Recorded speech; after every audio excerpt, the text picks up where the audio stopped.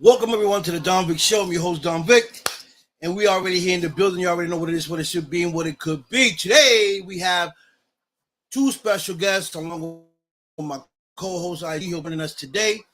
There's a lot of things that we're going to be talking about, a lot of issues we're going to be tapping in on. Two great guests from my hometown, Boston, Massachusetts. A great friend of mine, and these two individuals have been doing so much for our community and standing up for our community. But there's some things and some issues going on in our community, not just our community, but global. Okay, this is probably happening in other communities around the world. But these two individuals have taken their time to come out to the community, show their love, and try to make a difference. So today we have Domingo DaROSA, which ran for city council last year, and we're going to talk about that. And he's also out helping the kids in our community. So we'll be talking to him today. We also have Yahaira Lopez, great mom. She has a nonprofit organization.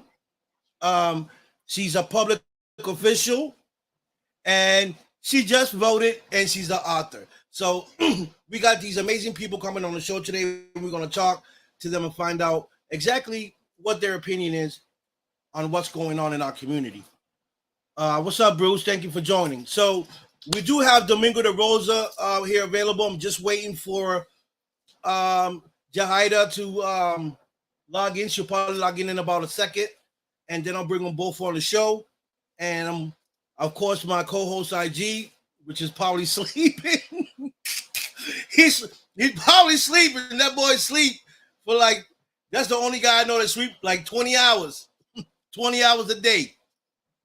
Okay, so today I want to kind of touch a few subjects. I want to kind of talk about the voting situation, the rental control situation, the housing situation, the community centers, the elderly, mass incasts, methadone mile, the programs, the crime, and school system. I think those are very touchy subjects. So we're going to talk about those, and whatever else they feel like they need to talk about, we'll talk about that as well. I just want to welcome everybody for tuning in. Thank you guys for tuning in. Big shout out to Damian Feldman as well. Celebrity Boxing. You already know, tune in October 15. Lamar Odom will be fighting. My boy Hazel Roche will be fighting. I'll be in the building. And as you guys know, I've been calling out Richie Dollars. I don't know what rabbit hole he's been in, but we're trying to get him out to give me a challenge on Celebrity Boxing. But so let's bring in Domingo DaROSA. We'll talk to him till Yahaira Lopez pops up, and we'll bring her along the show. So people, please welcome the one and only from Boston, Mass 617, my man, Domingo DaROSA. What's up, my guy? What's going on, big dog? Same old shit, trying to make a difference. Yeah. I see. So how you doing? How's your day going? It's going good now that I got you guys on. I appreciate that. Yeah, I just want to say, man, that I'm proud of what you're doing. You're a real role model to our community. I look up to you as well. I think what you're doing is fabulous for our community. Even though you really don't have that support that you need, right? Uh, Hold on, let me bring up IG co-host IG in the building. What's up, IG? What's going on, everybody? So, so Domingo. What up, my guy? so Hey, listen. even though you don't have the support that you need, you still out there trying to make a difference for our community. And you also ran for city council last year. Yeah, that was my third run. Your third run. Okay, your third run. So tell us about what got you in this political mess, what I call what got you into this? What drove you to step up and try to become a city council? In 2016, when Trump was elected for his first term, I had a group of kids that I mentor and coach say to me, Coach, why don't you run for office? And I was like, man, let's get back to practice. But they kept on, through the practice, and they were like, you do more for us in the community than Trump's had ever done. So why not you take a stab at it? I said, you know what? I'll think about it. So 2017 came around. I had that conversation again with the same group of kids. And I said, are y'all willing to do the legwork to help me get on the ballot? And they were like, yeah, we'll do whatever it takes, Coach. And that's what we did. I was out there with a group of young people under the age of 18 collecting signatures. We were able to collect 3,000 plus signatures to get on the ballot. And that started it off, something that inspired others to come out and run. I got involved political because I got tired of the monkey and the wrench. Like we're promised so much during campaign season, and little to nothing is delivered once we go past election day. And I got kind of frustrated with the fact that this beautiful community of mine keeps getting shitted on by individuals that look like me, but are quick to turn their back on me and others in the community. So I was like, you know what? What can I lose? I already lost more than I can imagine. So everything I do is a gain. So getting on the ballot was the hardest part. That everything else is, pretty much it runs itself. The political machine runs itself. It's just about Right. getting that person on the ballot so we as a community can come out and support. But again, when you have a community that's been let down for so long, people are disconnected with the politics in Boston. People don't want to engage because they're like, yo, we've been voting, for years and nothing's changed. And that is done systematically. Right. And I agree 100%. And that's the reason why I don't vote. Right? People say voting is important. It could be, but in my life, me coming up, going down from Bush to Reagan and all these other presidents and councils and senates and state rep, they always promised us so many things, and I never seen anything happen. Once they got into chair, everything that they promised and talked about was right out the window. And I see that today. That's the accountability piece. That's where we have to continue to keep them accountable. Showing up at their events, making the calls, making the emails, making it uncomfortable for them to sit back and do nothing. When you show up to an event and you're like, hey, you had said that we were going to get X, Y, and Z. It's 6 months later and we still haven't seen you deliver. Why? Why not? What's the problem? What do we got to do on our end to make sure that those promises come to fruit? And we back off. We back off. Some of us, not all of us, but some of us back off. We don't keep the pressure on them. So why would they entertain our needs when they know after the election day ain't nobody paying attention to what they're doing or not doing? Right. So So So I'm sorry. My fault. Go ahead. Go ahead, IG. So my fault. So talking about things that we need to do, right? I believe I don't know if it was in 2019. I had to bring up the whole when you guys were protesting over in the Swampscott area. Of course, because that's how I personally got to know Mingos from watching the news, and that's how I met. It was like watching the news of a incident. So but I want you to let them know what happened and what was the outcome of that, Swampscott situation. Well, it's a group of us formed a group called the South End Roxbury Community Partnership, which you're a member of, and it's just Yes, a group sir. of residents. I I had to see do that. it. No time for litigation. Where we got to the point where we were beyond upset at the fact that our community continued to get the short end of the stick around this opioid crisis here in Massachusetts, right? Right. And the only person that can issue licenses for treatment centers is the state of Massachusetts. Boston can't give you a license to be able to give out methadone and Suboxone to help people get off of and lean off of the drugs that they're on.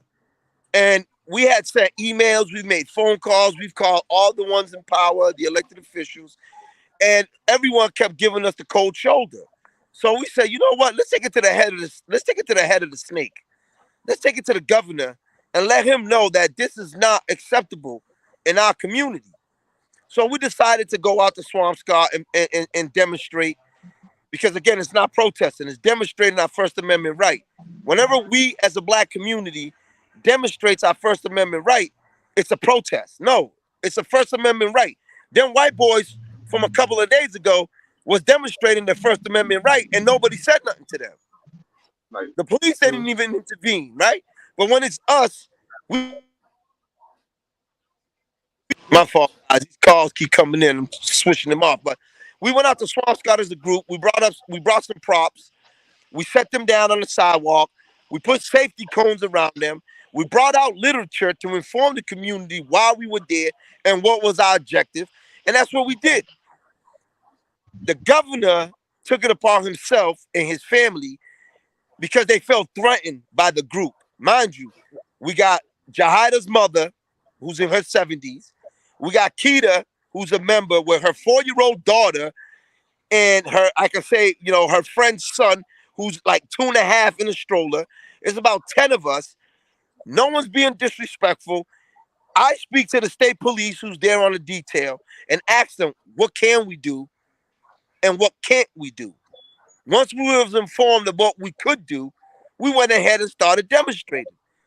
A week later, I get surrounded by state police, Boston police, and served with a harassment order because the First Lady of Massachusetts felt threatened by the needles that we jump over, walk over, step over, look at every day in our community. And it's acceptable here, but it's not acceptable in Swampscott.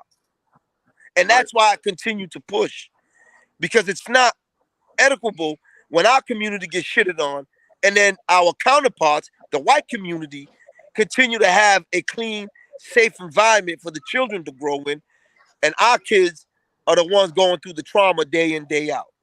Right. Real quick. I want to bring on Yahaira Lopez. She's here now, but real quick, I got a comment from a young lady here, Shannon. She said, "Do you know how many people would be so proud to have a vote?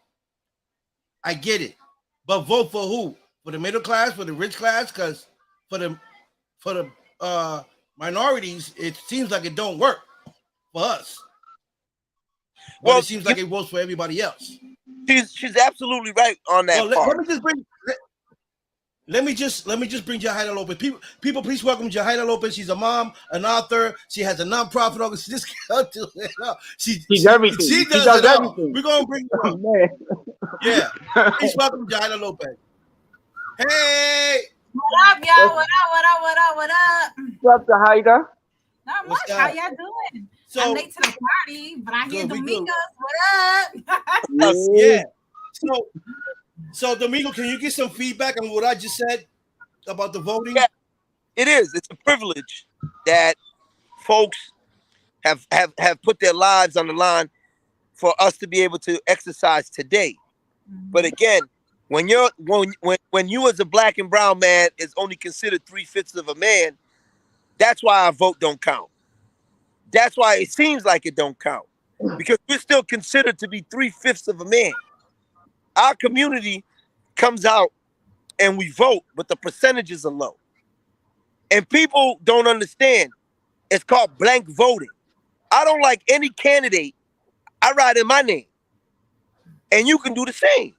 And that establishes a percentages. And that's when they gravitate to your needs, because they're going to say, whoa, that area went from 2.2% and they jumped up to 5% in votes. Wow. Who are those 2.3% that went up? Who are those people who are voting? And that's where gentrification comes into the play. This is why they're breaking up our votes by having gentrification happen in the black and brown community, because you bring in folks who don't look like you, who have their own agenda, and they're going to automatically bring in candidates they want and they're going to support. Meanwhile, the candidates you want and you support are left out in the cold. Yahaira, what's your opinion on that one? I don't know if I can say any more than what Mingos is saying.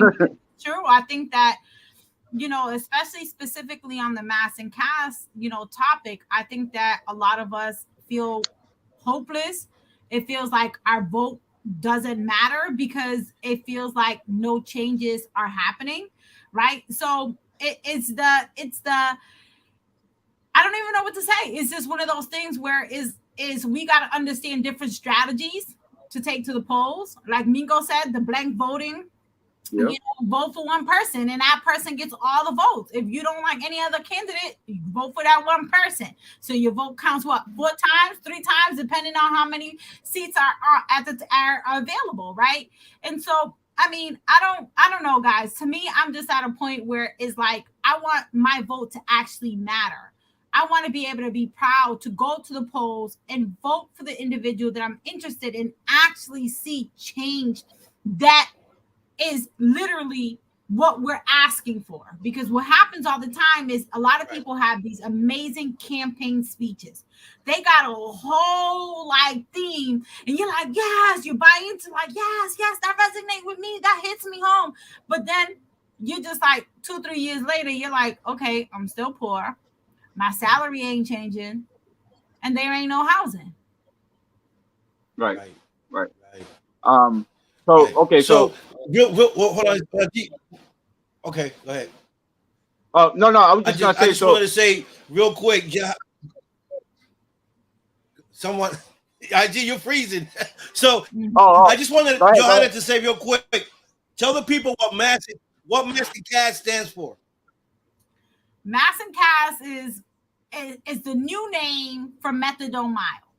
For those who grew up in Boston, methadone mile is literally the new word is mass and cast. A lot of people people don't want you to call it methadone mile because it's stigmatizing. And then you have the black and brown community who feeling some type of way about you calling it mass and cast because the name goes behind a black activist who stood on social justice issues.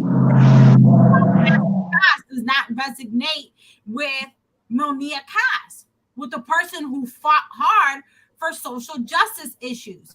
That's like a disrespect to this person's name because the person fought for the whole opposite of what we're seeing on mass and cast. So, and then for methadone mile, for those who don't know, it's not called methadone mile just because it's a stigmatizing issue. How many methadone clinics are in that area? There's 5 methadone clinics in a 5-mile radius.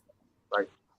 That's why it's called methadone mile. It has nothing to do with the individuals that are seeking support for their addiction journey. It is because they saturated this location with several methadone clinics. That's why it's called methadone mile. So how many methadone clinics is it, D? It's 5, 7? Within that location, there's 3, but there's a few others that are like, treatment centers within the area. So we're centralized with a lot of this services, and it's not equitable. It's not being people in your community, in my community, people that look like us, the black and brown community are not receiving the same treatment as our white counterparts.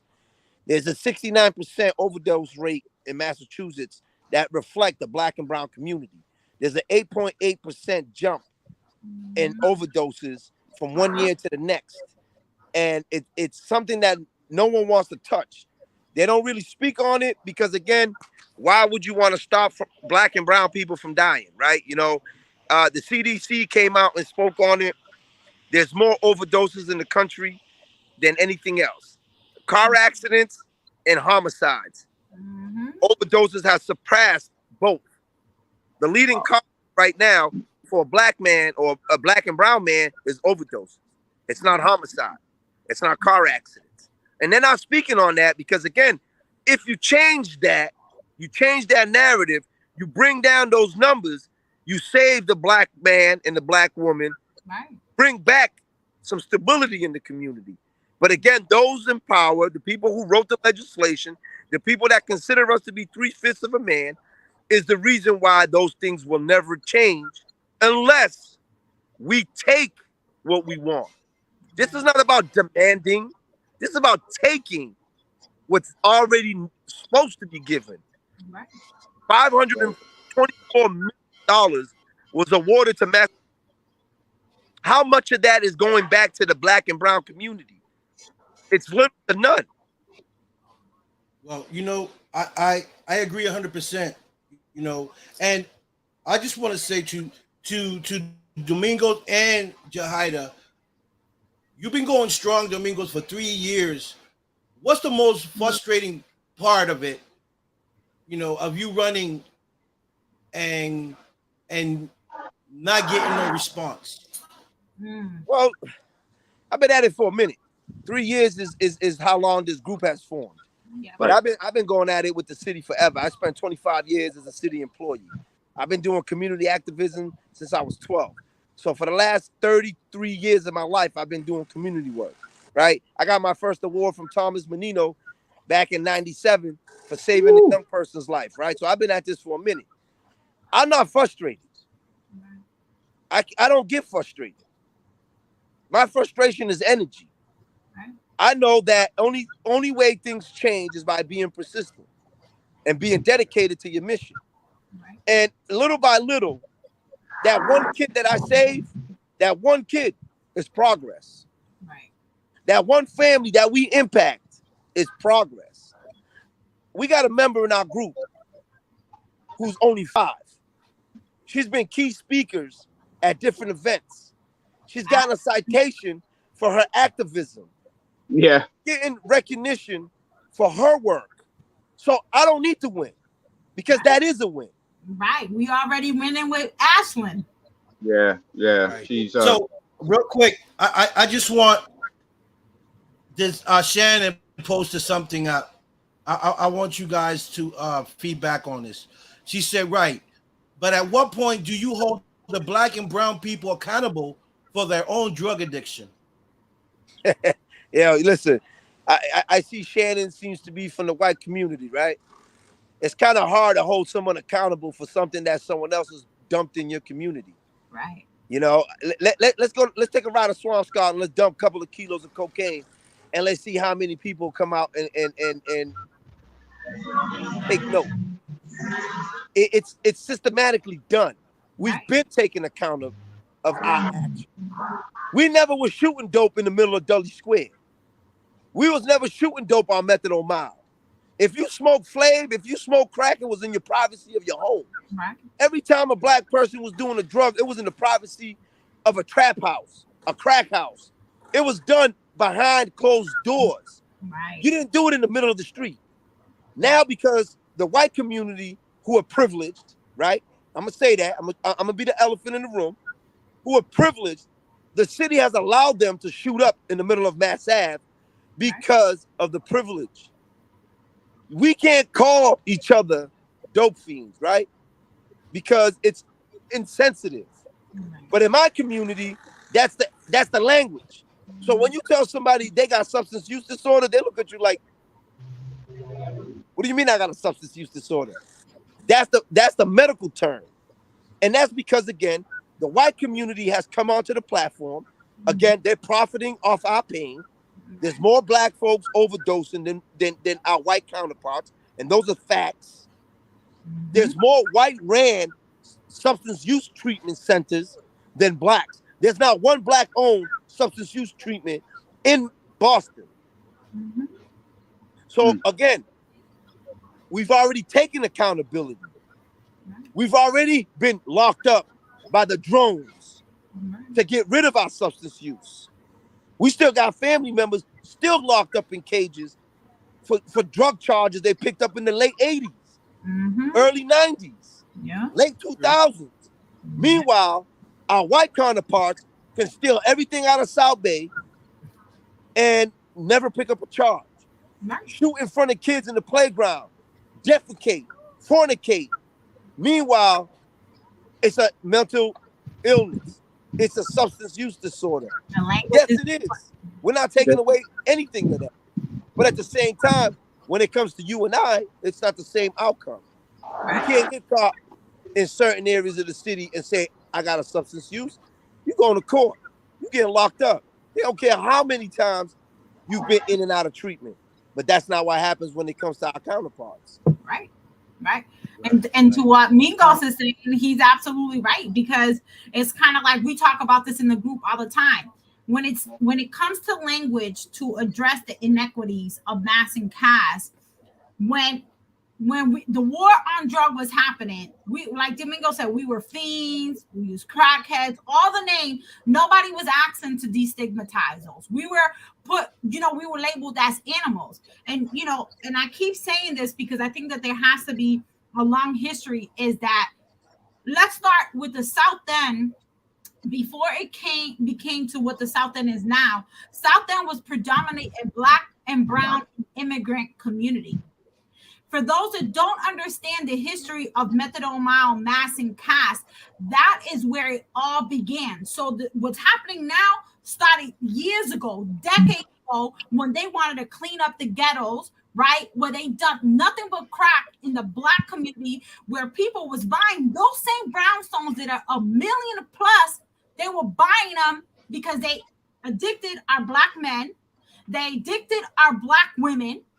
Our immigrant families swoop in, bought the houses for $1, right? Now they're worth millions, ripped away generational wealth from families who would be selling on millions if they kept their house, right? Meanwhile, for those that haven't watched, that documentary on Netflix, it'll tell you everything you need to know. They swamped the black and brown community with crack. You see white people coming from the suburbs while the police is facilitating traffic, while our people are selling crack and selling dope to individuals coming from the suburbs. So everything on mass and caste has not changed. It's the same thing that has happened. The only difference is that they took the homes from the $1 million brownstones. They took it away from the original families who've been there forever, trying to clean up the ghettos to, socioeconomic development. And, we want to boost up the economy. We want to boost up the community, right? They took everything from us, still left us with the issue. And now that the opioid crisis, which is impacting a more larger white base, now we have to be empathetic. Now we have to destigmatize. Now we have to worry about all the things that nobody cared about when your family, my family, our friends have been out there for a long time, dying of overdoses. When our families are sitting there locked up doing 20, 30 years bids over something that it doesn't make no sense for them to be doing that much of a bid. Come home, you can't get housing, lose time with your family. Right. You know what I mean? So it's all about the inequities. And I think that we have to understand, that this issue cannot continue to play the community, and we can't keep saying, well, yes, the Black and brown community needs to be held accountable. I don't disagree with that statement. I think to some degree we know that systems are not designed for us, which means that we need to move a little differently.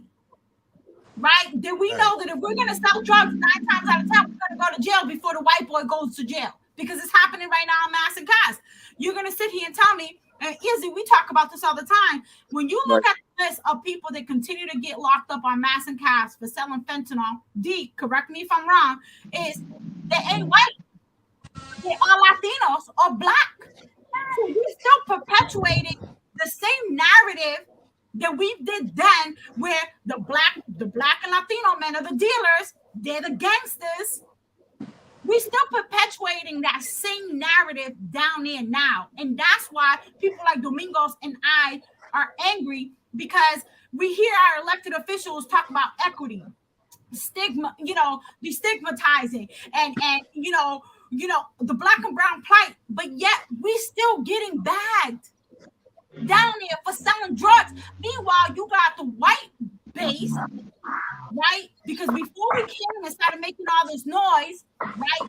One Councilor Frank Baker told us that the loudest voice in this space were the lobbyists who are lobbying for safe injection sites. I did, because he said it publicly. Oh yeah. The lobbyists have been going hard.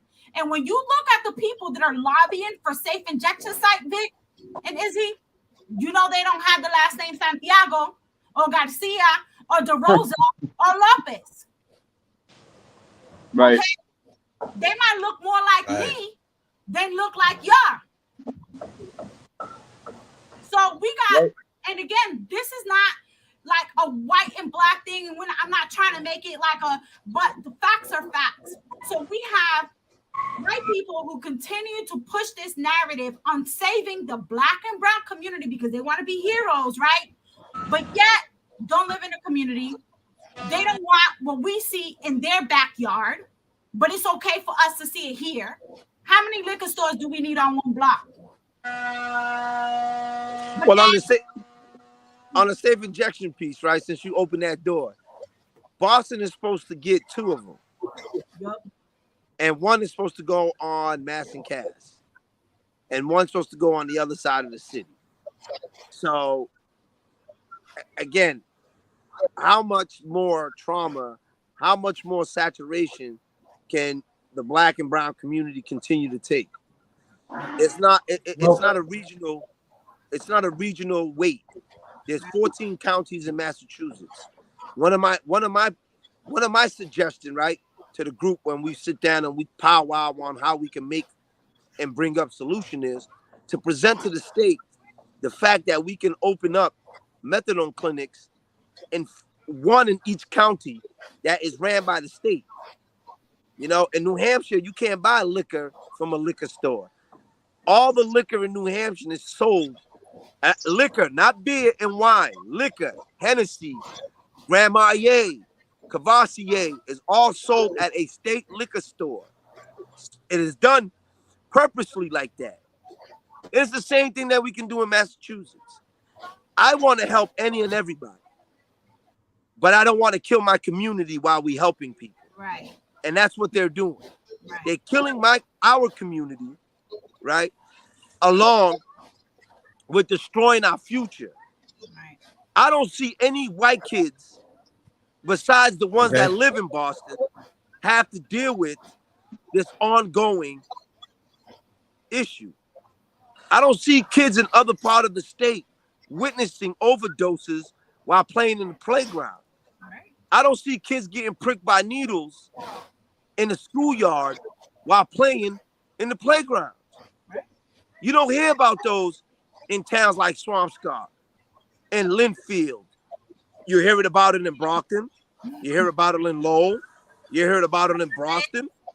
The Black community, the brown community, have taken care of everybody. Everybody benefits from what we suffer from. The language says it. In the most impacted community. It's in the legislation. And the legislators are not looking to change the language. because there's only 3 out of 100 that are black. They get overturned every time they put something on the table. And that's why it's important, Don Vic, for us to vote, even if it's a blank vote. The last governor's race, and I'm gonna shoot at Baker. I can't stand the dude. He's a piece of work, right? His family, I don't know, but him as a political figure, he can fly a kite in a hurricane while a blizzard's going on. Their goal is to continue to murder and assassinate the black and brown families, to take away our fathers, to take away our mothers. And you know what?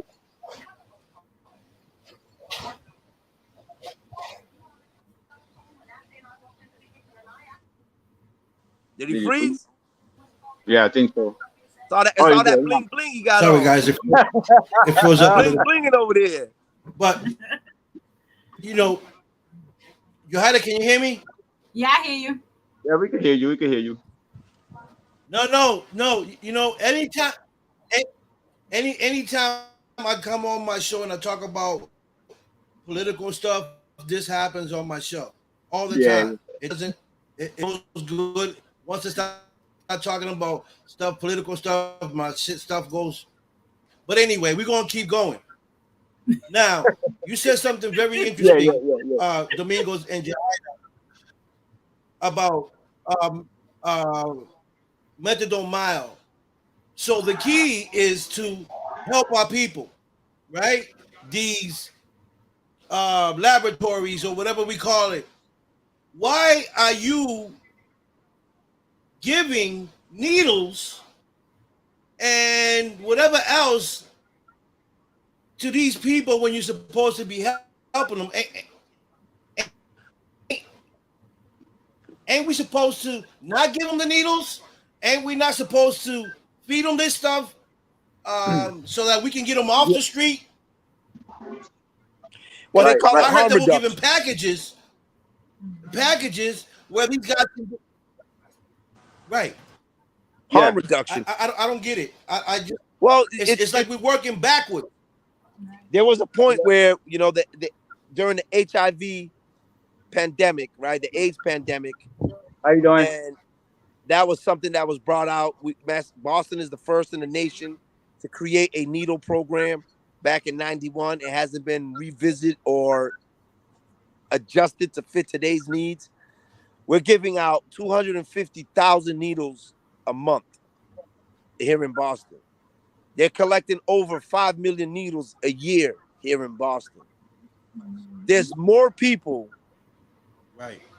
There's more people who are in need of needles for diabetes who don't get it than they are people who are suffering from substance use disorder.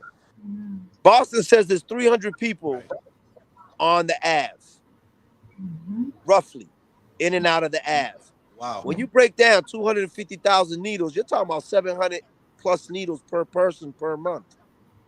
You divide the 700 by 30. I mean, these individuals are using that many needles in a week. It's a cash cow, brother. Right. Yeah. It's an infamous cash cow. It's a bottomless pit because, again, they only increase the funding.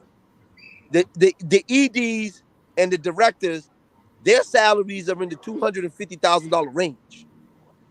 So it's so funny, D, right? As you saying that, for those that don't know, the city of Boston has a mass and cash dashboard. So as Mingos talked about the needles, right? Just to show y'all proof, so that people don't think that we're talking out of the air.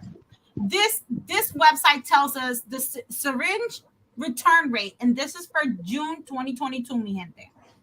Syringes taken 174,651 taken in, meaning that people that are bringing them to the needle exchange program. Syringes giving out, meaning what our city of Boston, the needle exchange program that gives them out, only gives out 94,259. Syringes return right? So I'm trying to understand. D, help me here. Return. I'm not sure if it's like people like me and you returning them or individuals that are amassing cash, right? 1.85. That's the percent. I want y'all to see this, right? So, as Mingo said, how are we giving out under 100,000 needles, but we're taking in way more than that? Well, they try to say that it's because, you know, people are getting needles from other sources, but those numbers are only reflecting what the city puts out. You know, there's an article in that Channel 5 did, and they got numbers that way past those. The city only puts out what looks good for them. Oh, we give out, you know, 10 needles and we collect 50. When folks in the community pick up needles and dispose of them, they don't wind up on that dashboard. Right. Same with the overdoses. There's no tracking mechanism for overdoses. Now there's fatal overdoses and then there's overdoses. Right. When the EMT can tell you someone's name, first and last name, and tell you how many times they overdose in a week, and they so desensitized. We watched the EMT kick a guy while he was overdosing, and he laughed. Like, and we're like, what? We watched an EMT take drugs off an individual who was overdosing and put him in the sewer. As soon as he threw him in the sewer, everyone else that was watching was trying to get in the sewer to get the drugs. Right. And then when we confronted him, he said there's no proper way of getting rid of him. The police don't even take him from them. Wow. That's something that, like, you know, if the police don't even take that, you know, why is people like Yahaira was talking about 80s and 90s? Why are these people locked up for crack? If you can't take a drug that you got from somebody and take it to make sure to see what is mixed with, where did it come from? You know, I mean, I would believe that's like, would say, doing their job, what they're supposed to be doing, but it's tough because, you know, when the cops are out there, also they can't do anything right now. You know, and like we keep on talking about, the whole arresting out of this thing is not a solution. It is not at all. But it has to be something done to a point, from arresting to stay away order to, you know, this type of warning. Okay, you don't listen this amount of times. Dan is talking about, you know, because the whole drug court is gone, right? Remember, you used to have that drug court, and we talked about it. It's gone. Like, why not send people to drug court? They still have it. It just comes out of different. Okay, so let's let's talk about rent control, because rent control has been a real big issue, not just in our community but global, right? And so my question is, how are we going to be able to balance, right? How are we ever going to balance anything when everything is going up high except your pay? Right? So gas is going up, your rent's going up, the food's going up, car notes, car payments going up, but your pay at work stays the same. So how are people supposed to balance, you know, how are we supposed to balance our surrounding when everything is going up except our pay? That's the goal. See, rent control used to be part of the landscape here in Boston, right? They got rid of it, right? Because it's a capitalist society. It's like anyone who has a product for sale, you're not gonna tell somebody what they can sell it for. Gas is $4.69 on certain parts of the city. Then you go down Blue Hill Ave, it's $5.20 for the same gas, same company. But because that mobile is owned by a different individual, his expenses are different. He's going to charge a little more. So rent control is never going to come back in order, because as long as the property taxes continue to go up, people's expenses go up, repairs go up, landlords are going to have to offset that cost on their tenants. Same way all the stores we go to offset the cost on us. Right. But to me, my vision, my opinion, this is like a setup for depression. I Right, mean, but Vic, you're absolutely right. this But the this, people this in is power can care less. The 1% of America who are making the profits can care less. They don't care about folks who are poor. They Right. care about their bottom line at the end of the year. Right. So we who live in the trenches have to come together and rewrite these ordinances, rewrite these policies and procedures and these laws.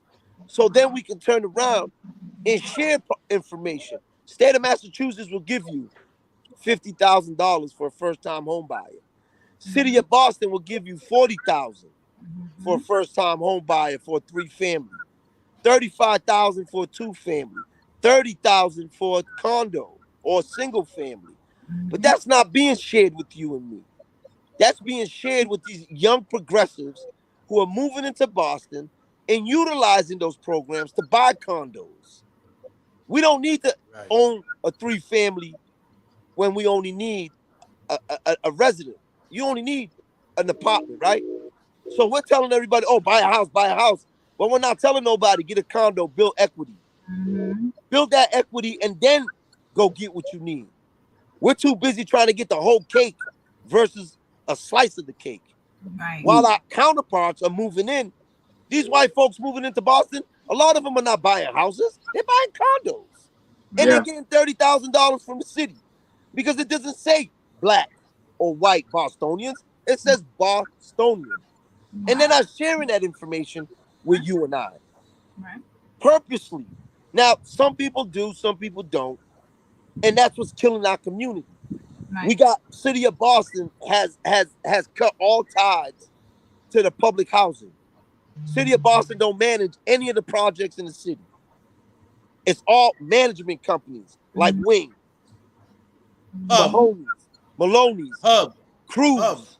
Well, HUD comes out of the federal government, and that's the money that they're giving out because the federal government is giving the state of because we're all on subsidy, first and foremost. The federal government is giving the state of Massachusetts money to help people buy homes. And if that money's not used, it's called surplus. So when the governor says we got a $4 billion surplus, that's programs they're cutting out of our community to save the money. We can do home ownership, but it can't be what our grandparents did and our parents did. We're a different generation. For me and my family, my dad put in some work. He kept us together. For some people, it's going to be a hurdle because there's no houses to buy. You can't buy a 3-family house in Dorchester for under $1 million. But you can get a condo and you don't have to deal with a tenant. Not everybody wants to deal with a tenant. But that's the thing the things that we put in our minds. I gotta have a house. No, I just need a resident. I need a place where I can call home.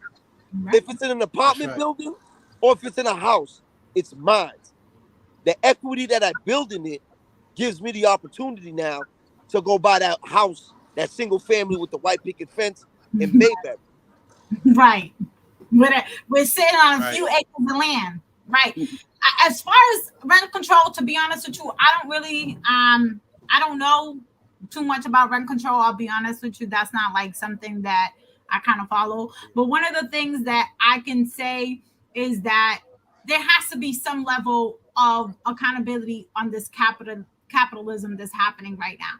Right. Because it has to be. It has to be. It has to be because right now, a lot of us, like you said, Vic, we are not making enough money to be paying $2,000, $3,000 for a 1-bedroom in Boston, right? Okay. And then, not to mention that for people who have Section 8 or anything like that, the minute that you get another job, your rent goes up, more bills go up. You know, you got subsidized the same thing. The minute you get a good paying job, things go up. It's always an issue. And so there has to be a level of, for me, I think the conversation that we need to start having now is redefining what poor looks like.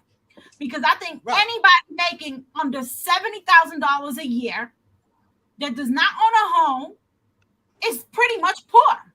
Well, you said it, Yahaira. The Globe wrote an article a year and a half back, 2 years tops. You need to make $50 an hour to live in Boston. Right. Right.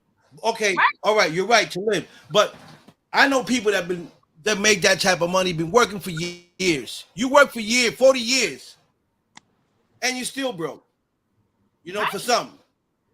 Most people work for 40 years and still broke because the cost of living is too much. The car payment, you know, whatever they save, it has to go through over here or over here, over here.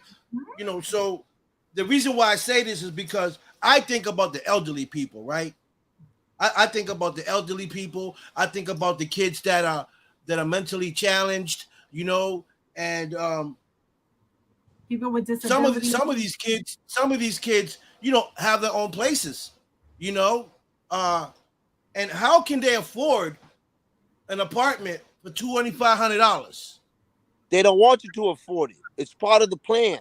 Right. It's part of the plan to okay, so there's a pilot program that Boston, Beth Israel, Brigham and Women's, Carney Hospital, BU, BC, Harvard, and all the colleges in Boston are part of.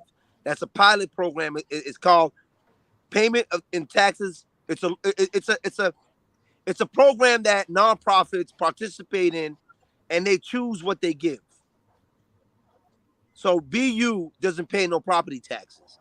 70% of Boston's funding comes from property taxes. So you have the biggest organizations who are nonprofit that pay little to nothing for property tax, but they give you passes to the zoo, they give you passes to the aquarium, to the science museum, and so forth, right? Access to, you know, libraries at Harvard and so forth, right? Meanwhile, we who own property, our taxes are going up. For you to keep your property, Yes. you have to pay somehow, some way, $11,000 for a 3-family in Dorchester. You're charging $2,000 rent. You get $6,000 a month. If you live there, you're looking at $4,000 a month. Your mortgage is $3,000. Your tax is $1,500 a quarter, or $2,000 a quarter. How are you supposed to sustain yourself if you don't charge your tenant? So they want us to leave. They want to foreclose your property. They want you to put a lien on your house for property tax, so they can buy it. People don't know that developers look for liens. I can go to the city of Boston right now and find liens. There's a lien on my house. I owe the city $80,000 in taxes. I can buy that lien from the city. Now I own your property without you even knowing. Yup. And they don't talk about that, brother Vic. They don't talk about that. So I'm glad you're saying this, Domingo, because now by you saying what you're saying, you know, I'm thinking. How about you guys create a class in the neighborhood and give these people this idea, you know, because a lot of people don't know what you're talking about in our neighborhood, don't even have no idea or know what you know. So, and that's why I ran for office. The city already has these programs in place. Your counselor, you have 5. There's 5 counselors that you have. Your district and 4 at large. Not counting the mayor. Your counselor is your connect. Let me bring it down to where we speak. Your counselor is your connect. He gets you the product you need so you can continue to be what you are. They're not doing that because they're becoming a part of the norm. Get in office, keep the information to myself, and we don't have to change what it is. Right. These programs already exist. The issue, right, is but a lot of people, accessible. I feel,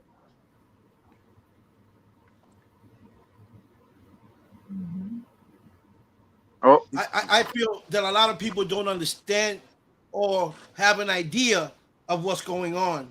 And so this is why I say, like, a community center, maybe once a week, You gather around the community, the people surrounding that community, and you bring this knowledge to them, because I'm pretty sure they are blind of what you just said. Yeah, they are, You and know, it's done purposely, my brother. It's Yeah, done yeah. purposely. Okay, can I say something about that part? As I yeah, recall, Yahaira was with me that day. We was walking towards Washington Street, Yahaira, and there's one gentleman that said that he took the first home buyers program, and he took the whole entire thing. And guess what? They gave that slot to somebody else. And he's from he's lived 30 years, 40 years that he's been living in the South End area. So like you said, not a lot of people don't know, but a lot of people that do and experience that part there to be like, oh, you know what? I did the class. I'm thinking I'm gonna get a home. I'm gonna be hooked up, and next thing you know, they passed it on, and somebody else got that advantage.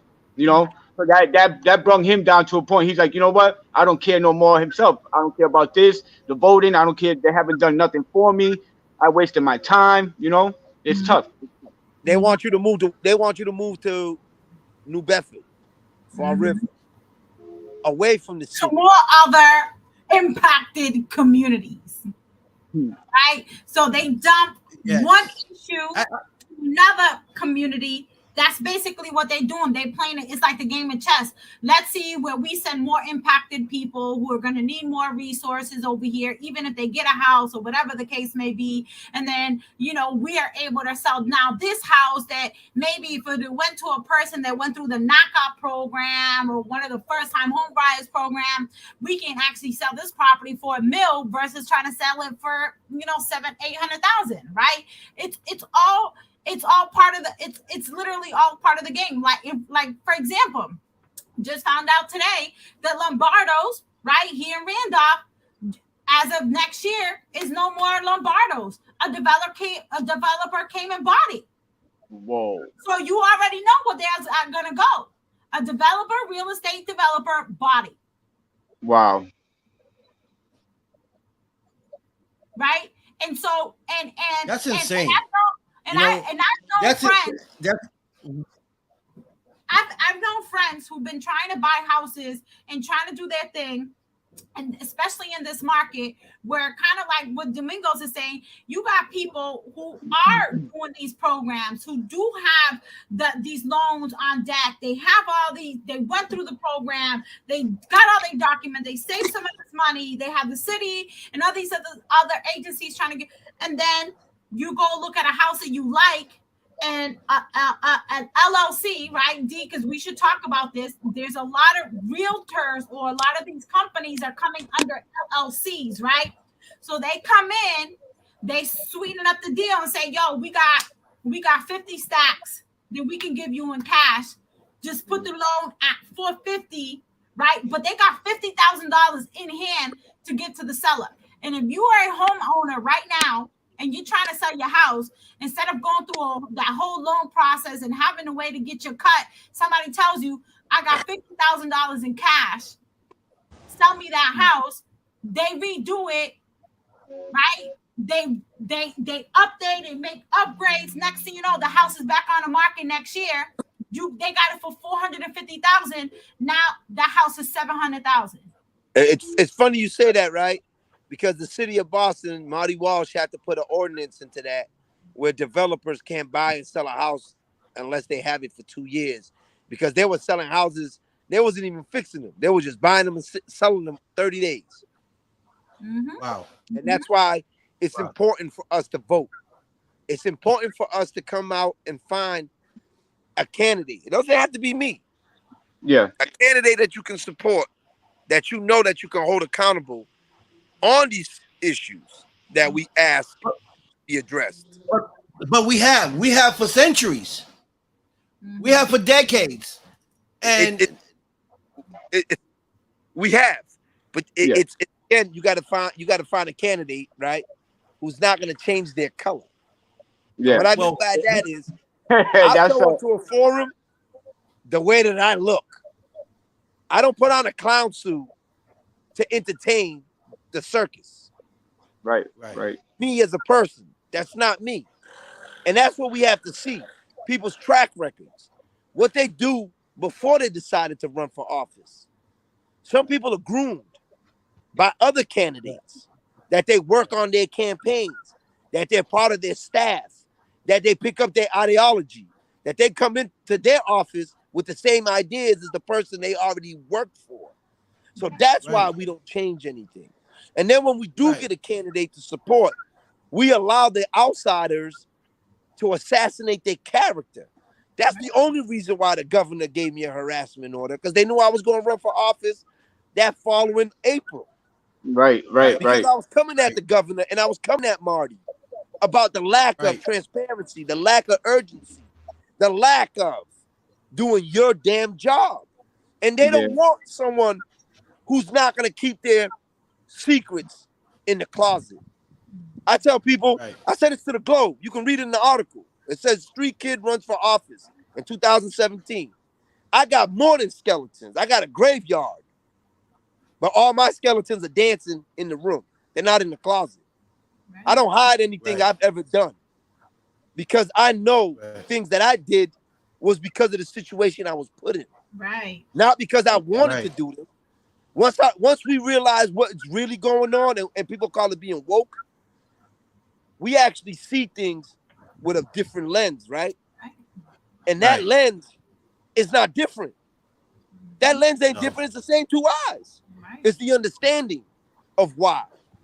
I'm not running for office because I need a job.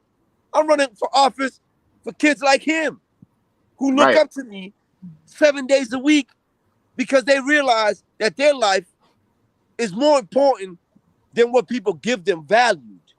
I ask these kids, what's your value? What do you value yourself at? Because when you go to a job interview, they're going to ask you how much money you want to make. You're going to say $20. That's what you value yourself at? Yeah. $20 ain't giving you nothing in Boston. Read the article. Oh, I didn't know that. 75? Nah. How about $100 an hour and work your way up? Start off at $120,000 a year and then work your way up. Sustain yourself with a livable wage. Then you can buy a house. You won't talk about gentrification anymore. Because gentrification is big bank take little bank. Ain't got nothing to do with black and white. Now we know there's more white people that are financially stable than black communities. We know that. But it's not a white guy who's buying the waterfront. It's a guy from the Middle East that look like me. It's a guy from China. It's a guy that's outside the United States that are buying the waterfront because nobody in Boston can afford $7,500 a month for a house, for an apartment down on the waterfront. That is not even clean. Well, it's better than it used to be. Those buildings downtown, those buildings on the waterfront was built within 5 years. 5 years, all those buildings went up. But there's no police station. There's no fire station. There's no infrastructure. There's a whole bunch of restaurants, but there's no infrastructure. Nearest police station is A1 or C6. Yeah. Nearest fire station is in Chinatown. You get what I'm saying? So these are the things that is important for us to get politically involved, to make sure that we're the thorns in people's sides. So them, we're constituents. No, they don't look at us as constituents. They'll walk right by us with their nose up. Look at us like we're less than, but then they still want our votes. They still want us to understand their BS. I can go on and on and on and on about the truth of what's going on in Boston. And I mean, and to add to that, D, I'm sorry. And to add to that is that something that Mingos doesn't mention is that we seen it in the last race. You got a lot of these progressives who want to be down and want to fight for the black and brown plight. But what we seen in the last race was that the same people who will sit there and be like, no, we need equity, we need this.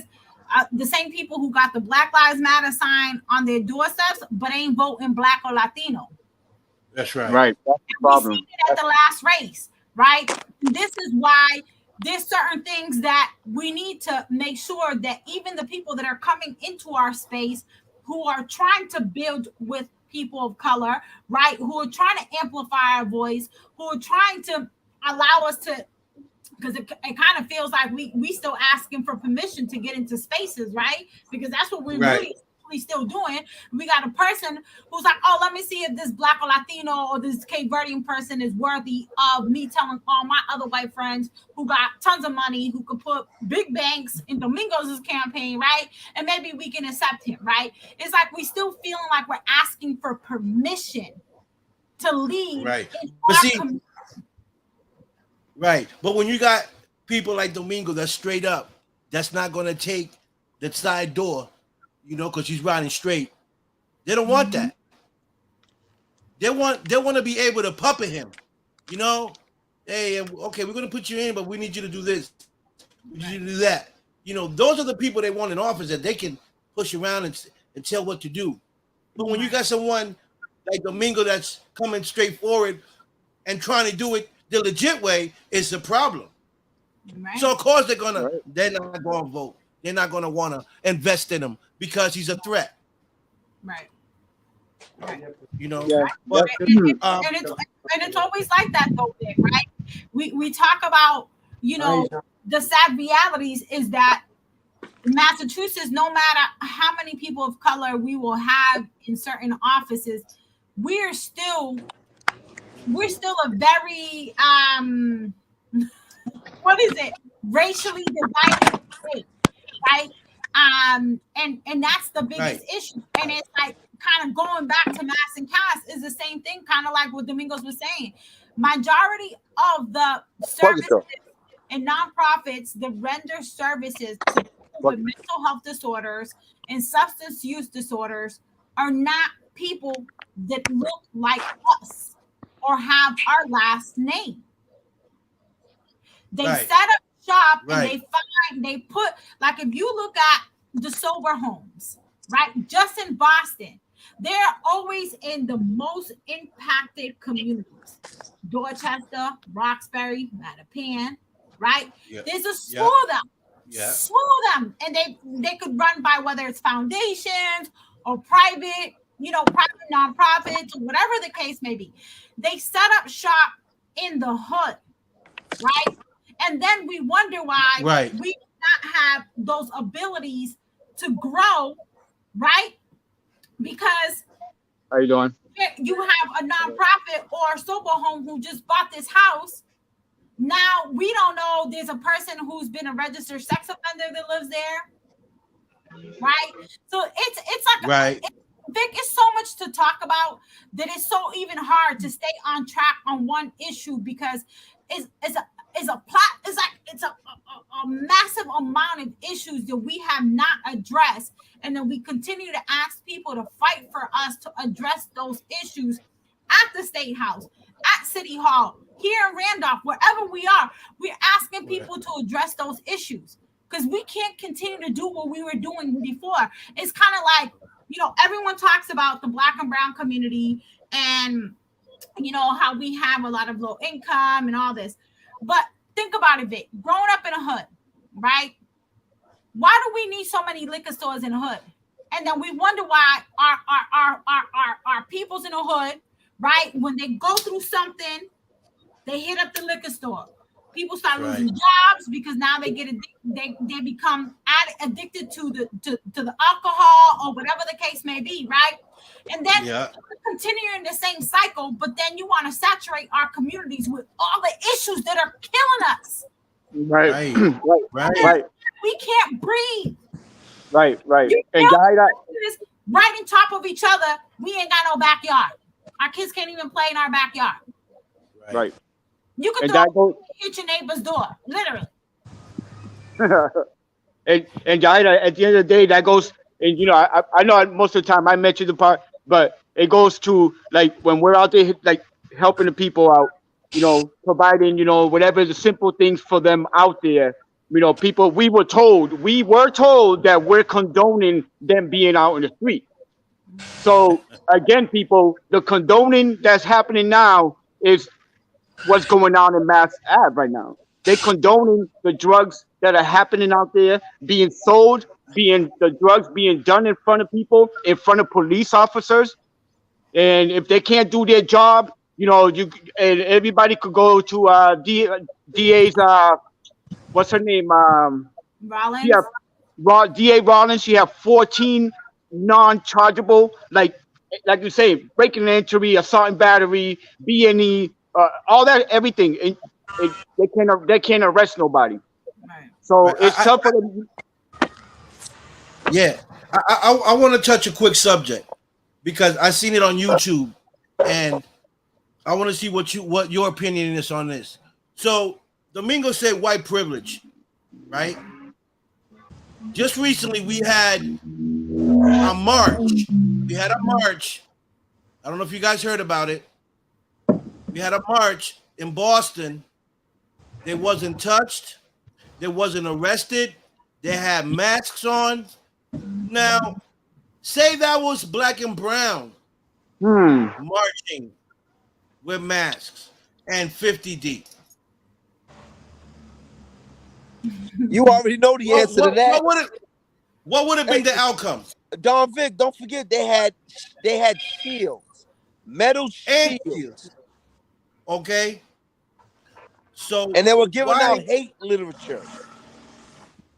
And they went, Okay. and for the record, for those that are watching, these individuals went to mass and cast with one of the most vulnerable populations of people who are on a substance, are taking some form of medication, that their psychosis, they might not, they might not, right? They might not be coherent enough to understand what they're reading, and they brought literature to say that this is the white genocide, right? While feeding people, they were giving out toiletries, and they what is it, Mingos? You remember it says something about this is the white crisis, is a white genocide. Meanwhile, most of the prescribers are not black. The prescribers are not black. So when we were being killed for the war on drugs with crack, nobody called that the black genocide. We were already, you know what I mean? Like, I don't like, to me, none of it makes sense. I don't know these individuals. I don't know what their motives are, but to me, it's like, show your face, tell us who you are.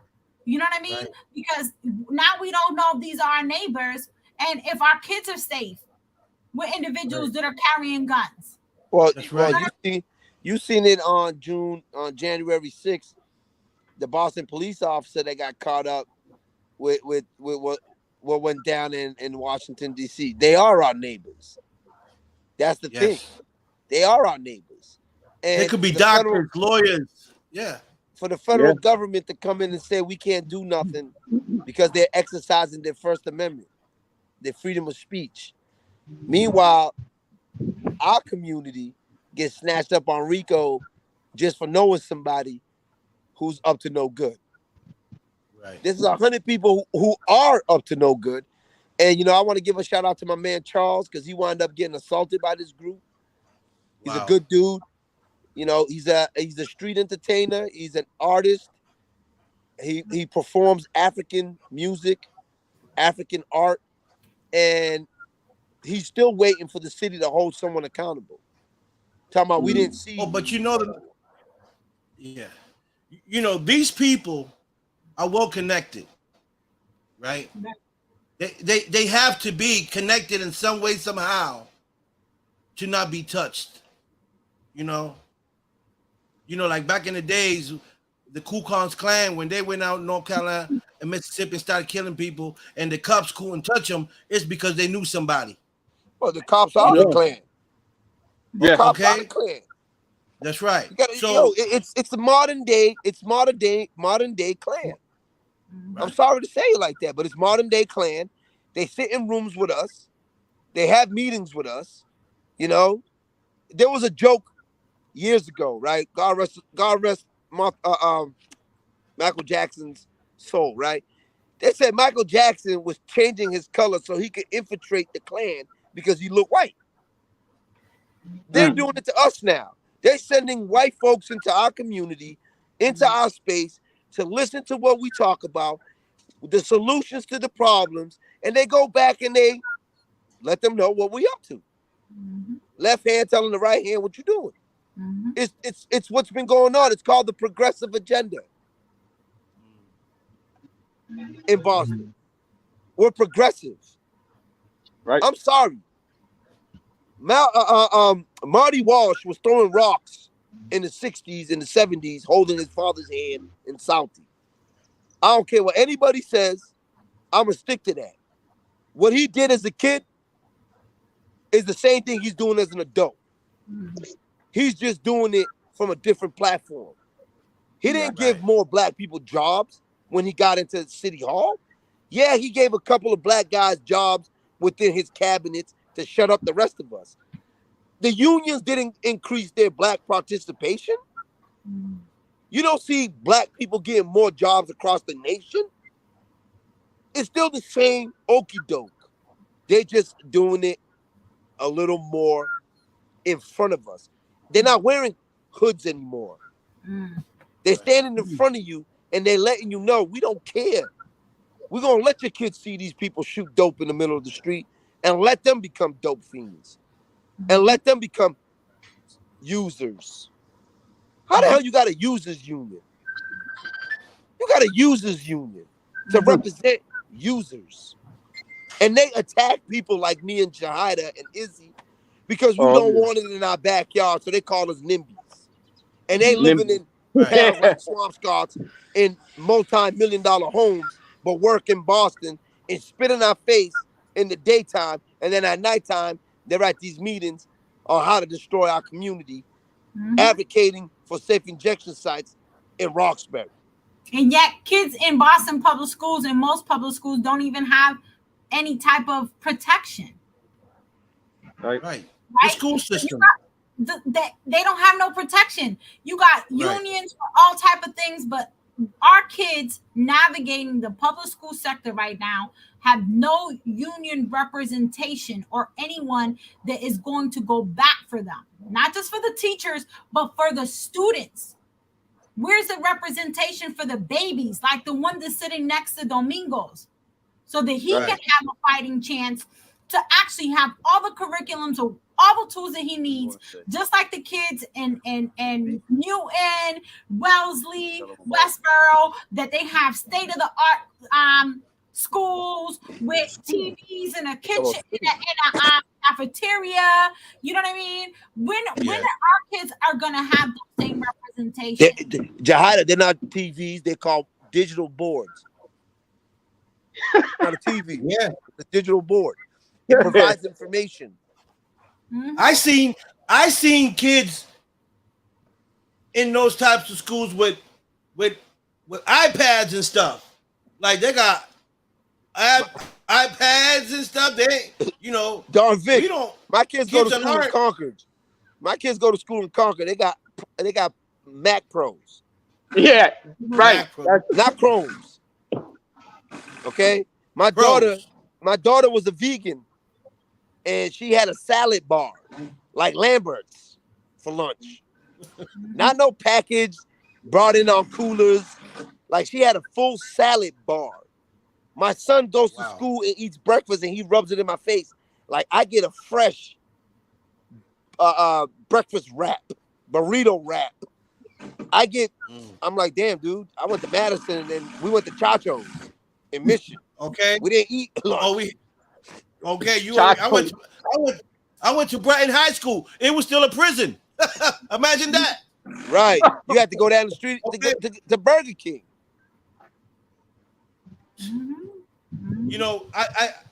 I know we have a lot of issues here in our community, but it's not just our community, it's worldwide. And there's amazing people like you guys that are standing up on the front line to try to make a difference. But we need more than just 3 voices to really make a difference. We need the support system. How are we going to get it? I don't know. Who to talk to? I don't know, because I'm not in that field. But what I do know is that we do need people of some type of power to stand behind us and give us that push. Right. So that we can give that young man right there 10 years from now something to look forward to. That's the support right there. That's the support. Yeah. If we educate them now, that is the support. Right. And they don't want us to educate them. That's why our school systems are failing. $1.4 billion in Boston. BPS's budget is $1.4 billion. And it's failing. Over 51% of BPS schools are failing. We have some of the highest dropout rates in the state. Students between the ages, black and brown males, have the highest dropout rate in the state of Massachusetts. And Boston leads the way on that. That's why we're going into receivership. If we actually sat back and looked at everything, and you see where it starts, and it's our children. Our children are being poisoned in many different ways. Not the video games. Video games, like I tell my parents, your son can be an aviator from learning how to fly a plane on a video game. He can work a crane from running a video game. He can drive a Bobcat, a front loader. You name it. Video games can have an asset. But when it goes to their reading level, when you have a percentage of our students reading 3 to 4 grades below, that's why we can't get ahead of the game. Right. Our kids are not getting the education to get that $100,000 job. Our sons and daughters are working as baggers. Right. There's more black and brown people working in retail than any other race. Mm-hmm. We're So the it's largest consumers. We're the largest consumers, right, D? We're the We're the ones that are buying all the Jordans. We're the largest consumers. We're the largest content creators nationally, and we're still underpaid. Listen, in my house, That's we right. grow our own shit. 100%. You like my cornfield? Yeah. Yeah. I like Y'all that. pick when the beans grow, like I'm gonna bring you some grandules, baby. Yeah. You already know. Hey, we are brown and black people. We are one of the most intelligent people. We creators, man. And I don't see why we're losing, right? When we are the ones that create all this, everything those people got, they got the ideas from us. Mm-hmm. Sports, everything they do, we do better. Mm-hmm. In anything. Sports, anything, we do better. We created it, we built like that. Right. We have to spin, we have to spin the way we use words, right? Mm-hmm. I always hear with crabs in a barrel, right? And I always push back on that and say, you ever bought a crab without a rubber band? Crabs, they put rubber bands on their claws. Any crab that grabs on to another crab don't let go. Right. So it's not that the crab is pulling the other crab down. I'm in a cage. I got to the top. You grab on. We pulling each other out. Right. That's right. And that's what we have to do. If I got something, information, I'm going to give it to you. Right. I'm not going to hold on to the first-time homebuyers class because I got to buy a house before Yahaira or before Izzy or before Dawn Vic. No, we're going to buy it together. Why? Because I got 2,000, you got 2,000, and the rest of the team got 2,000. It's called a package. We move them on the streets all day. That's right. But when it comes to a different product, we don't use that mindset to push that product because we've only been given the negative. We've only been given the negative light. And people don't understand. There's no light without darkness. You have to have darkness to be able to see the light.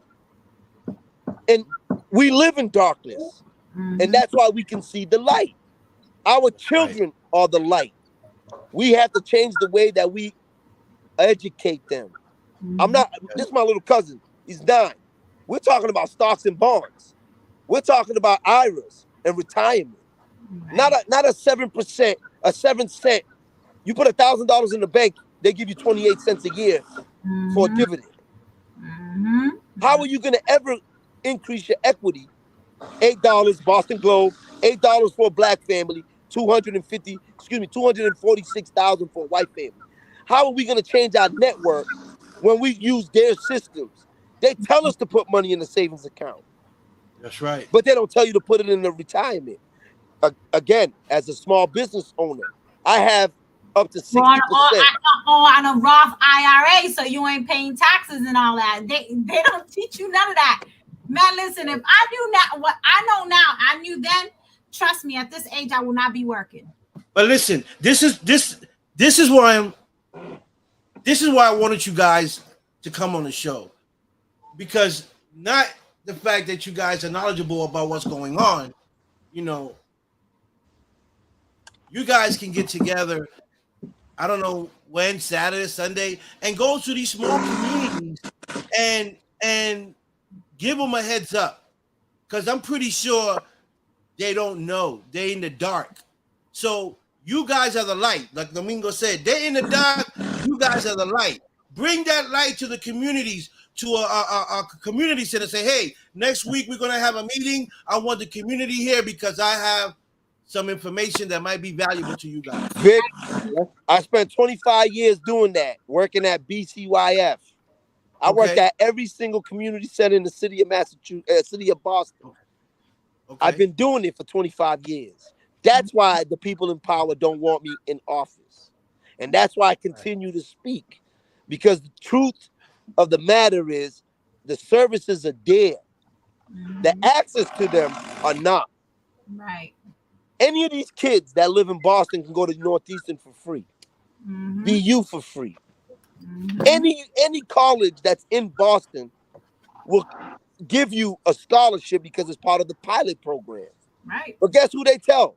They tell the white kids. The guidance counselor at Madison told me to go to the Army. Told me that I'd be dead by the time I was 21. I crossed the stage, went to Franklin Institute, got an associate's, went back and told him, get on your knees now. You can kiss my feet. Right. What you said to me didn't come to your light because that's how they see us. They don't see you as a businessman. Like I tell people, check my criminal resume. It's not a Corey, it's my criminal resume. If I got caught for shoplifting 5-6 times, why not hire me for security at South Bay? Don't you think I know how to steal anything in that store? But instead, they'd rather keep me from getting a job because I have a Corey. So I tell my community, be your own boss. Create your own business. You can do anything you put your mind to with a business plan, with a short-term and a long-term goal. You don't have to make $100,000 to sustain yourself. But if that's the goal that you're shooting for, you can do that. We created gypsy cabs. Now it's called Uber. Right. It's so true. Anyway. That's why. Listen. So go ahead. Go ahead, Isha. Go ahead. No. That's what I'm saying. At the end of the day, that's why the one thing, I learned a lot from Domingos. It's the one person that speaking his mind, but people don't like, but it gets out there, and he gets everybody going against him. But he speaks the truth. He lets you know straight up, no matter what. I ain't biting my tongue. You know where I'm from. I'll tell you. He'll tell you everything that he's done. Because why hold back? Because you're gonna go. If you look it up, you're gonna see what he's all about. Right. But this country was built in lies, right? Built with lies. They lied to us since we was born, right? So when you got a person speaking the truth, they don't want to hear the truth. The truth, they'd rather you lie to them than tell them the truth. All right. And and I say that because when I was going to school and I was coming up, they were telling me stuff about my country. Now I got, not because I'm racist or anything, but I had a white person telling me about what do you know about my country? You don't learn about you ain't even from there. You feel me? And telling me stuff about how George Washington did this and did that. And at the end of the day, it was all smoke. Did they tell you he was raping slaves? Did he tell you he was raping slaves? Did they tell you that he was a fornicator? Did they tell you he was taking teeth out of people's mouths so he can? No. So it was,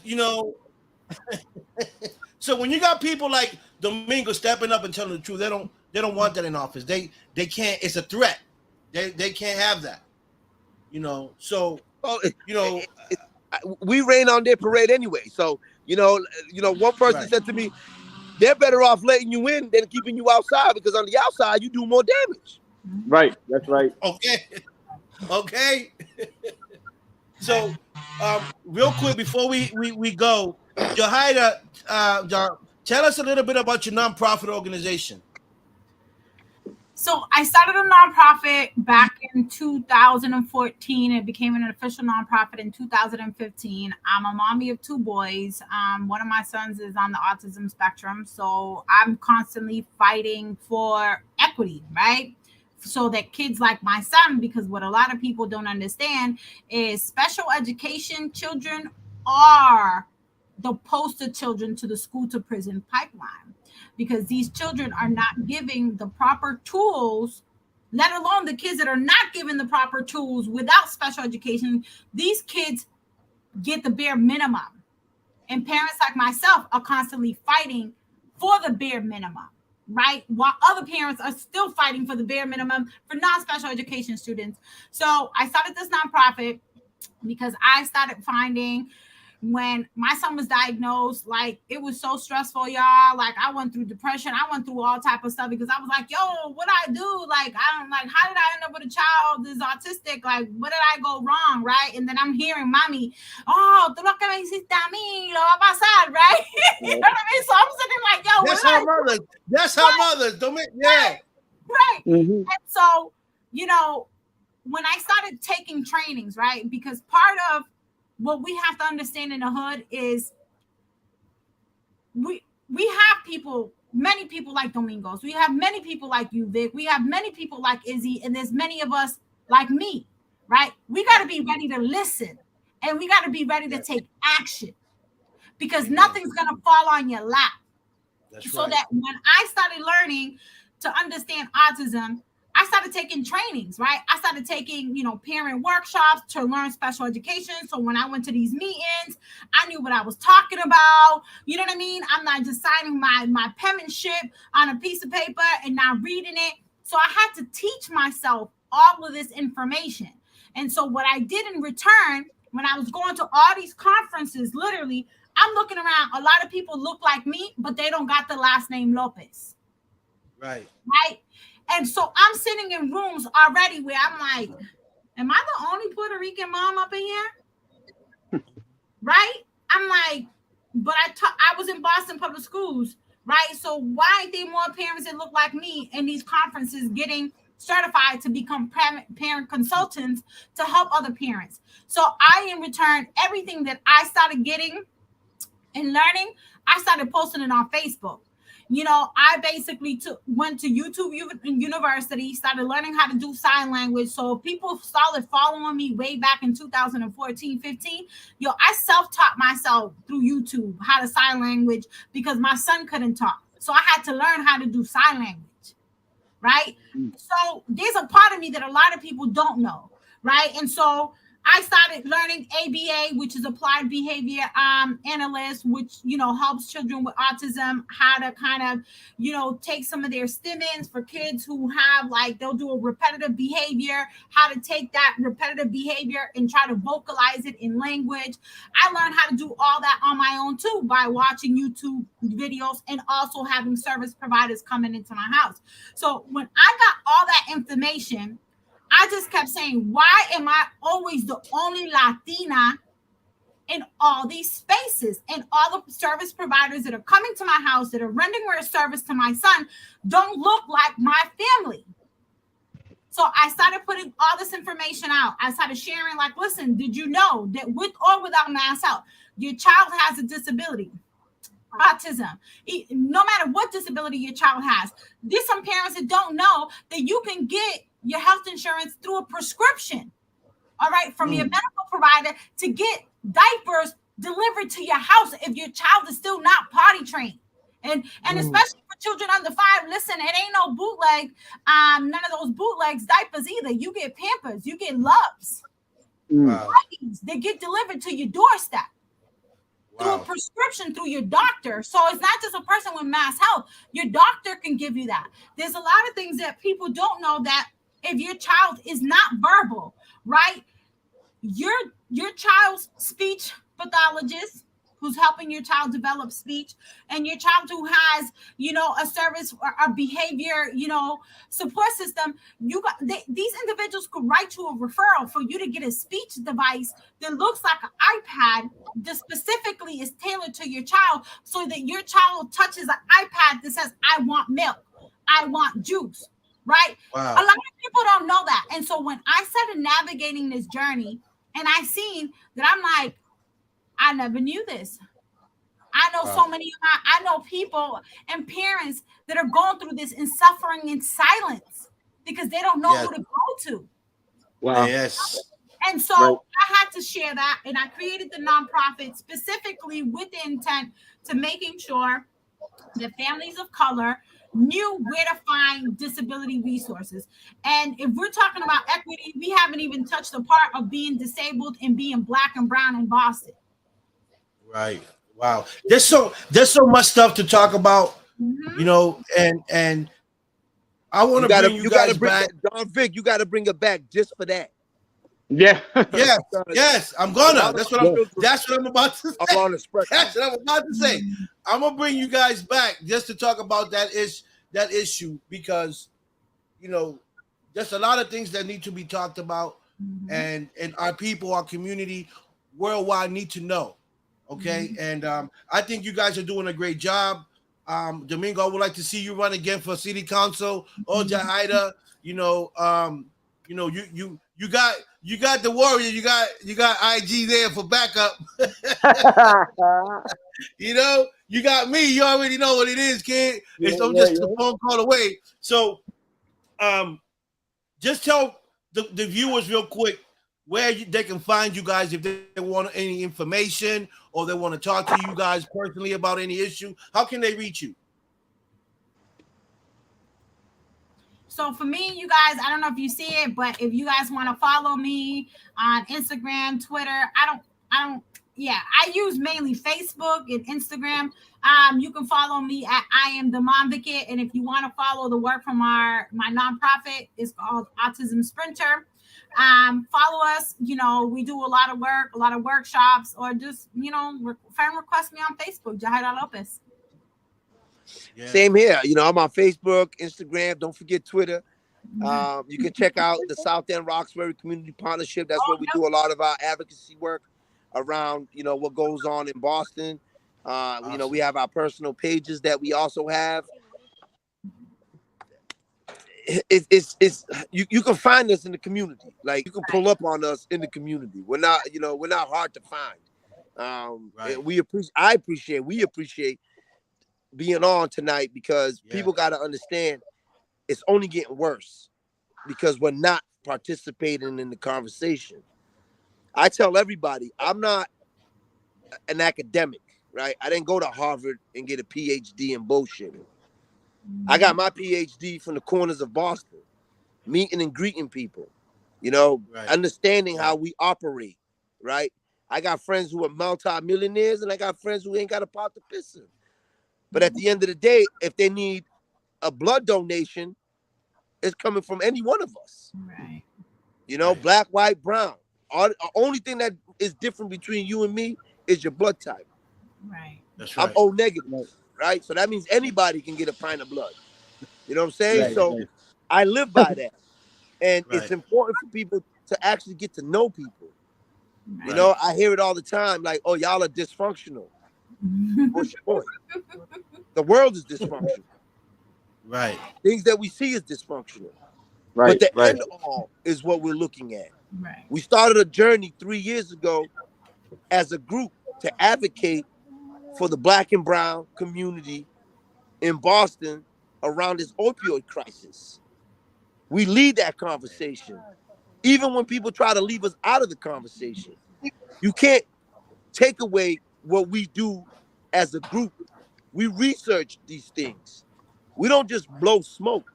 We talk to people in California, in Philly, in Florida, in Miami, you name it. We have people in different groups that come to us because of the work we do. So check us out on our social medias and actually join the fight. Join the fight. Yes. Don't sit on the sideline like a cheerleader. Because when it hits your house, you're gonna want to have some kind of artillery to help combat what you face. And that's what we've been doing. We've been giving our community the ammo they need to be able to stand up to this crisis that we face, from opioids, from homelessness, from mental illness, from employment, So I thank you again, and I appreciate you guys just being on here. Look, we've been on here for almost 2 hours. I And know. it looked like people don't want us to get off. Yeah. Hey, when, but I'll holler at y'all. Love y'all guys. Bye. Love you. Bye, y'all. Bye. So, I thank you guys for coming on, and I'll bring you guys on at a later date. We'll talk about what Yahaira was just talking about, and maybe we need to link up and come up with a game plan, for our community, for our people. I mean, I know you're doing a lot, but I think that we can do something.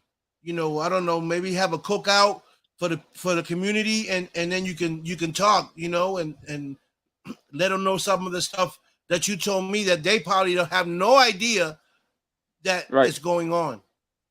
For sure. Anytime, man. You got my number. I'm gonna hit you up. We're gonna break bread and continue to grow. Let's grow old together. That's we are the change we look for. You know what I'm saying? So I appreciate it. Love you guys, and y'all stay on top. All right. Love you too, man. Thank you, man. All right. Thank you. Appreciate it. Peace. Yeah. That's it. You know what I'm saying, IG? That's what it is, baby. True facts. I want to thank Domingo DaROSA for coming on, and Yahaira Lopez for coming on, my co-host IG for coming on, and and speaking true facts. I know there's a lot of people happy, there's a lot of people mad, but it is what it is. I rock with the truth. I rock with the truth 100%. That's how I roll. So that's what it is. A lot of people. Go ahead. A lot of people. That's what it is. A lot of people don't, until they hear the truth, they don't want to accept it, And that's the thing about it. And when you have people that haven't experienced things that happen, like personally going out there or speaking to the people that are out there and knowing what's really going on, they will never know, what we go through when we're helping people out. You know what I'm saying? Like the experience they have, it's not saying they should experience it, but take your time, go over there, take a day at nighttime or a daytime, go over there, take a little walkthrough, stand there for a second and look. And just by looking, and you'll see yourself and you'll feel hurt. That it hurt me the first time I ever went. That was 2 years ago. So imagine right now, it's worse. But it's all about order.